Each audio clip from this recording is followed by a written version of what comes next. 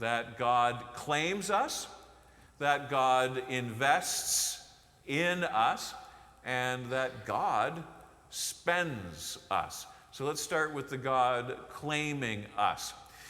The reason why we can say that God claims us is because we're made in God's image, plain and simple. And this is the plain and simple fact that's going on in this encounter between Jesus and his detractors, where there's this coin that's brought to Jesus, and the logic is, well, if it's got the image of Caesar on the coin, it must belong to Caesar, and so you should give it to Caesar. It belongs to Caesar. Jesus is saying this, and his crowd knows that he's referring to something that may not come to us immediately, but from Genesis chapter 1. God created us in God's image. In the image of God, we are created. What's going on here? Jesus is making the point, we're like a coin, and stamped on us is the image of God. Ergo, we belong to God. So God can claim us. We can give ourselves to God, but then that becomes the question. I know how much everybody here enjoys avoiding paying taxes, right? So either you're asleep or you're in denial. I know how much you enjoy avoiding paying taxes. If the image of Caesar is on the coin, we're obligated to submit it to Caesar. But if the image of God is on us, are we reluctant to submit our lives to God? That's what Jesus is playing around with in this retort he gives to his complainers. Will we submit?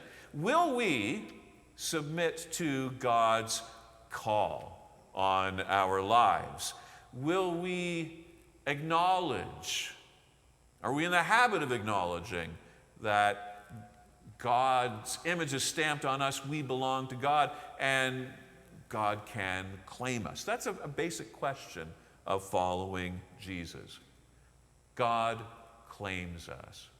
Let's look at the next one. God invests in us. And I'm pretty certain that a lot of you are investing. How do you invest? We invest by pooling our little bit of money with others' little bits of money, and collectively that pot of money creates a return on our investment. So it is with our lives in God, that we invest ourselves collectively. We take a little bit of you and a little bit of you and a little bit of you and a little bit of you and bring it all together, and there's strength in that investment. God takes a little bit of you and a little bit of you and a little bit of you and a little bit of me and brings it together into a portfolio of investment in this world. And that means we're shaped by each other. That means that we have to discern with each other, how is it that we are going to yield something for God in this world?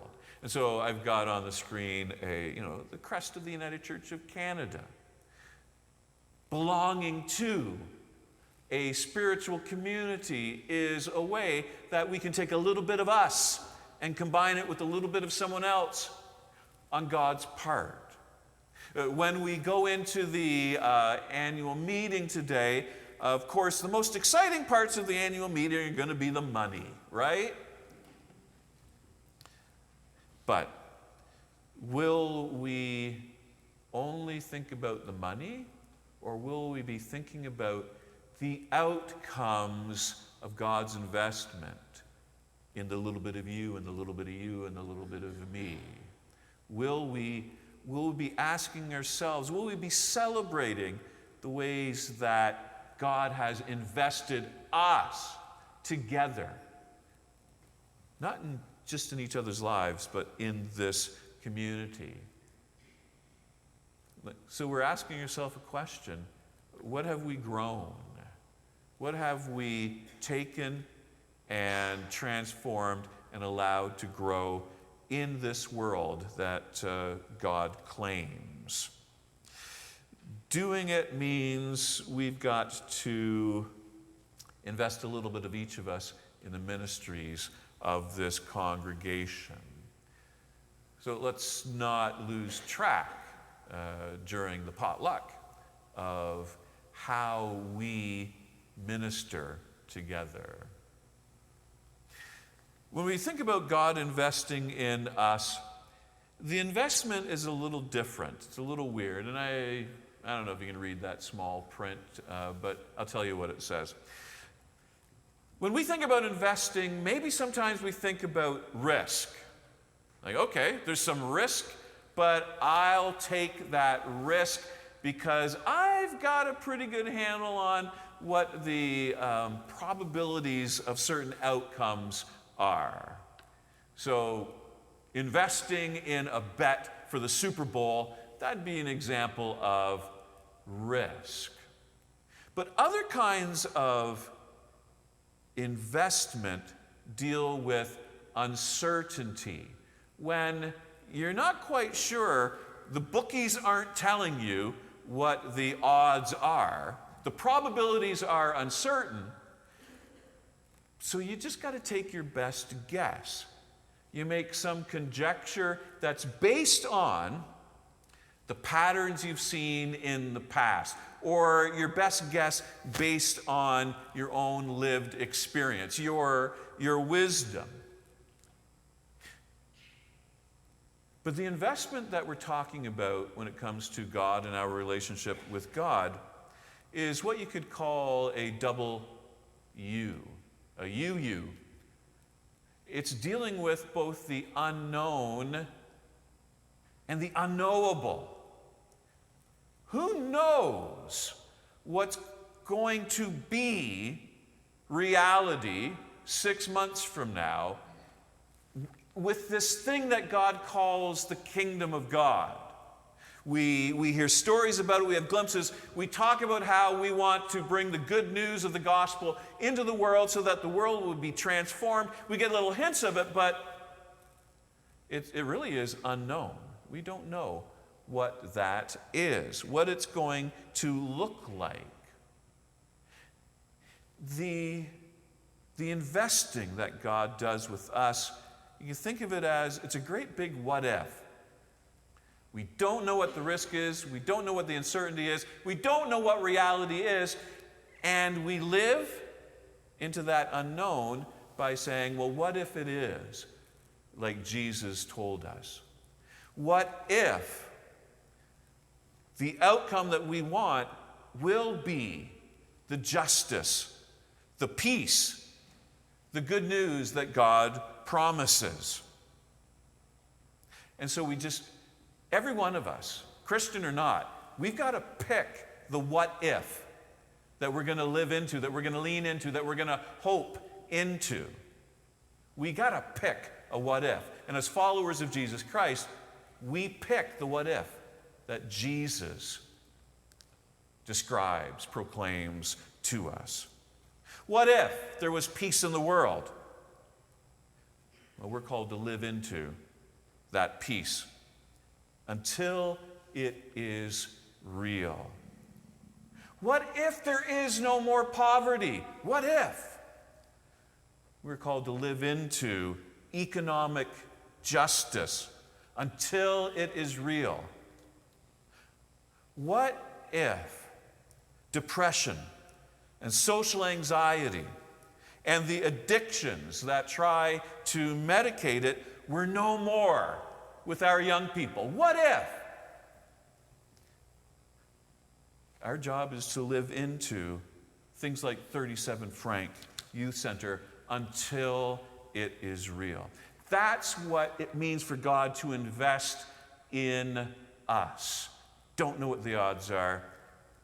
Have no certainties whatsoever. It's beyond risk. It's beyond uncertainty. And that is scary, but that's what we're called to. If you're old like me, you remember the TV show Quantum Leap. And if you don't remember it, it's a basic story about a guy who creates time travel, and he gets caught in time travel, and he leaps from time period to time period to time period, and each episode is about him trying to resolve some bit of history that has to be made right so that history can move forward before he can leap out of that time, and hopefully one day he'll leap back into his own time. So that's what Sam's job is, leaping. And there's one episode where he figures out that his job, the thing he's got to resolve, is to convince a father to support his son's desire to be a musician. And for some reason, the son being a musician is a big deal. And that's how history is supposed to happen. But the father's not having it. Get a real job. And so Sam's job as a time traveler is to convince the father to support his child to be a musician. And while they're sitting there and the TV's playing in the background, Sam sees the live footage of Gerald Ford's descent down the stairs of Air Force One while in Austria, and he makes a quick bet with the father. He says, tell you what, if the president trips down the stairs as he's leaving the airplane, then you support your son as a musician. And the father's like, okay, I'll take that bet. And if you're old enough to remember, that's probably the only thing that Gerald Ford is remembered for, is falling down. But he always got back up. So the bet was won. The bet was won, and the father gave support to his son. In that double you, in that you, in that unknown, in that unknowable, in that what if that we're supposed to live into, the most that we can do by picking our what if is to look for echoes, to look for hints in our world of what that good news is supposed to be. And then when we see those echoes, then we can go all in, leaning in, living into. That brings us to the final one, that God spends us. And the question there is, will we suffer?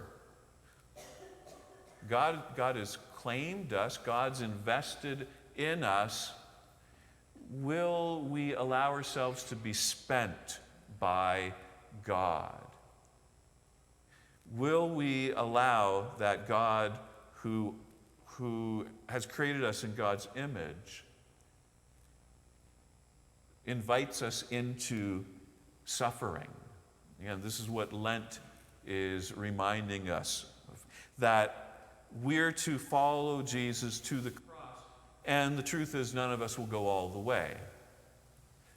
But will we allow ourselves to be spent, which means suffering, which means compassion, which means giving up something about our certainty, taking some risk? Will we join Jesus in that passion? That's the question of Lent. Let's sing.